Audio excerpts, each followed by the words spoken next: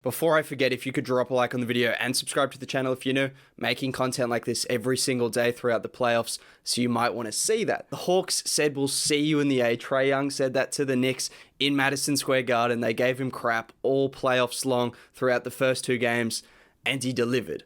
The Hawks take a lead in this series. Trae Young absolutely dominated, and we've got to have a discussion.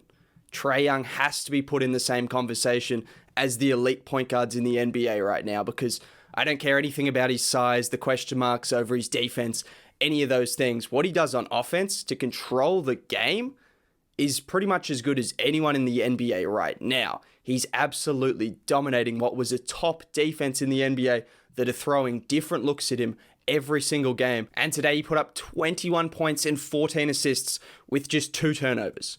Just two turnovers. He was making every single read. Last game, again, he was dominating. A lot of people had question marks over whether Trae would be able to step up his game in the playoffs. Is he too small? Is he going to get exposed defensively? Defensively, he's been okay. I mean, he has been hiding on guys like Reggie Bullock. He's been trying to stay out of the play. But I mean, that's what a lot of point guards in the NBA do, particularly someone at his size.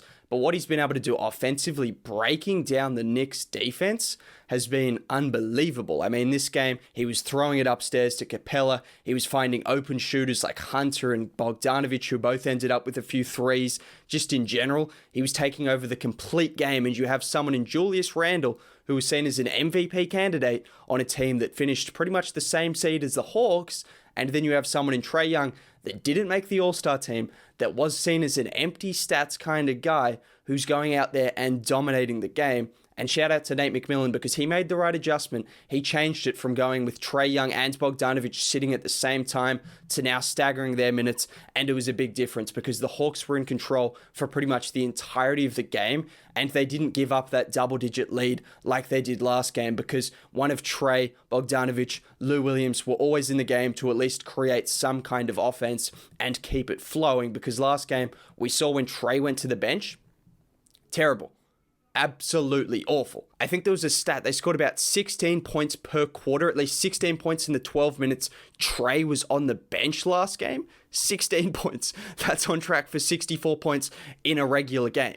That's how bad they were when Trae went to the bench, and that was the reason they lost the game. But McMillan made the adjustments, and now all of a sudden Trae played 37 minutes, Bogdanovic played 39, and you saw the big difference. With one of them on the court at all times, particularly once Bogdanovic started to find his rhythm, all of a sudden the Hawks didn't look lost on offense when he went to the bench. But when he was on the floor, I mean, he was just running everything. Early in the game, he was finding open looks, and some of the shots weren't falling. But as the game went on, the Hawks ended up shooting 60% from three, 52% from the field, and it was all because of Trae finding them for open looks. I mean, the Knicks shot 36% from the field, 30% from three. The only thing that stopped this game from being about a 35-point blowout was ironically the free throw shooting, which has always been the criticism over Trae. He gets to the free throw line too much. He only shot 4 free throws today and still absolutely dominated the game. So make of that what you will, but his passing and his playmaking is elite.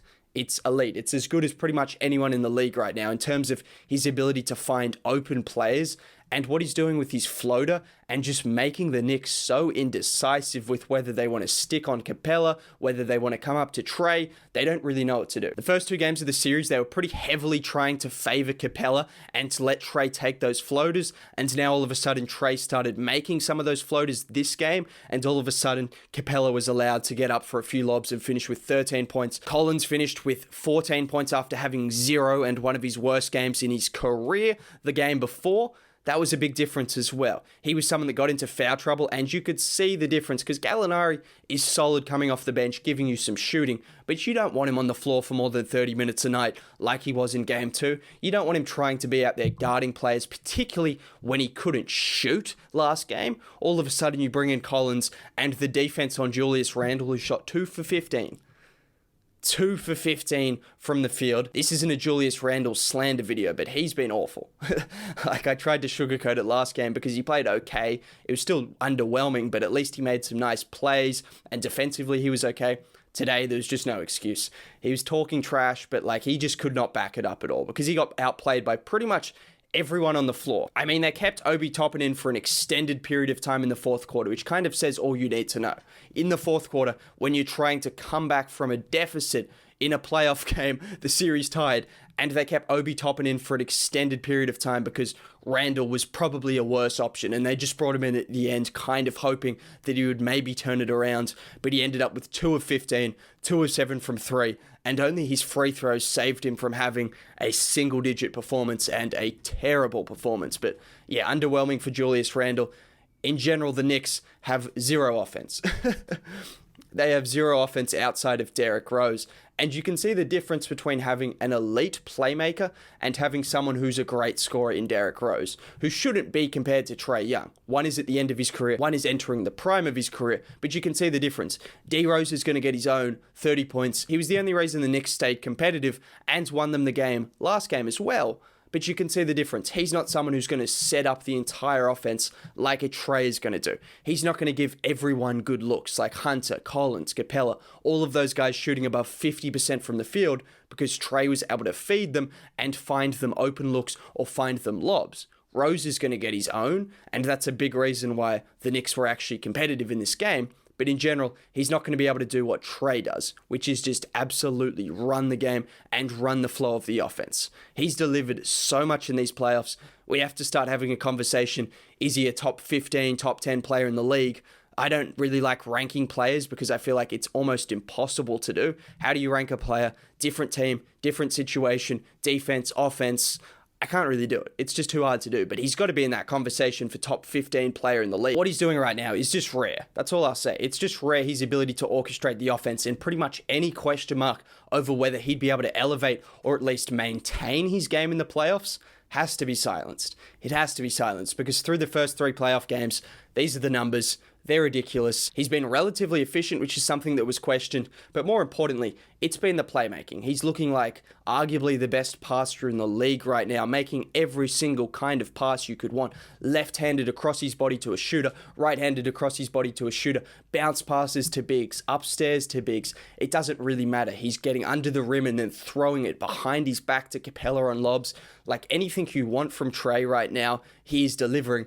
And the Hawks stepped up as well because, like I mentioned last game, the reason they lost was because when Trae wasn't on the floor, or even when he was on the floor, no one else on offense did anything. Nothing. Like Bogdanovic ended up with 15 or whatever last game, but he was disappointing. This game, you get 15 out of Bogdanovic, you get 13 out of Capella, you get 11 out of Hunter, 14 out of Collins, 10 out of Herter, 12 out of Gallinari. Just a huge difference in the production around them. And I think Trae's realizing that he can get his own, but it's good for him to set up the players because he needs those guys to be shooting confidently and making shots for them to win games. They're not going to win games or win series with Trae taking 30 shots a game. I think he's best when he's trying to set up his teammates. And when they're making those shots, the Hawks start looking like one of the better teams in the NBA, which is what they were for the second half of the season. And it's why I was so confident they would win this series because they've been this good for the second half of the season. They've had Bogdanovic shooting 50% from the field and knocking down his threes for the entirety of the second half of the season. Hunter just got back and he started to look like himself. Defensively, he's looking good. And then offensively, he started to create a few shots, hit a couple of open threes. All of a sudden, you're getting a little bit of different offense from everyone, and it just makes the Hawks so hard to guard, particularly when you've got Trae in the middle of it, just creating every single look you want. And then defensively, I was pretty impressed from the Hawks as well. They were pretty engaged. I know the Knicks aren't the best offensive team, particularly with Randle shooting 2 of 15, but they've made it hard on Randle. There's a reason he's shooting 2 of 15. They're double teaming him. They're forcing him to take tough mid-range shots even when they're not double teaming him because Capella's at the rim, and when Randle wants to get to the rim, like he did at the end of the game, Capella's going to send that out of there. Capella's going to at least disrupt that shot because he took some hard mid-range shots, but he also got to the rim about 7 or 8 times and missed every point-blank shot because there was Collins, Capella, Bogdanovic, Hunter. All of those guys were harassing him all game long and making it incredibly difficult on him. And then even guys like RJ Barrett are unable to do anything against this Hawks defense. they're doing a really good job at pretty much containing every single player on the Knicks, apart from D Rose. But when D Rose has it going, he's the kind of guy that can make tough shots. That's what he makes a name for himself doing. So there's not too much you can say about that, apart from maybe throwing some length at him. I saw when Kevin Huerter was defending him, it was a little bit more successful than Bogdanovic. But in general, if you can consistently keep the Knicks shooting 30% from three, consistently keep them shooting around 40% from the field, and have Trae running your offense, you're going to look in good stead. And that's exactly what the Hawks look right now. They look like a team that's too good for the Knicks. It's still early. The series is not over, and the Knicks are still a great defensive team. Randall will eventually have a good game, I'm sure of it. But in general, the Hawks, like, they've clearly got the best player in this series, and the supporting pieces around that best player look even better than what the Knicks have, quite significantly. So it's hard to see the Hawks not winning this series unless something drastically changes, which we haven't seen any sign of that drastic change happening. As of right now, I've still got the Hawks winning this series, and it was just an impressive game from Trae and the Hawks taking this win against New York. Not much else to say. Trae is a superstar. That's really all I've got to say. If you enjoyed the video, drop a like on it, subscribe to the channel. Have a great day. Catch you next time. Bye.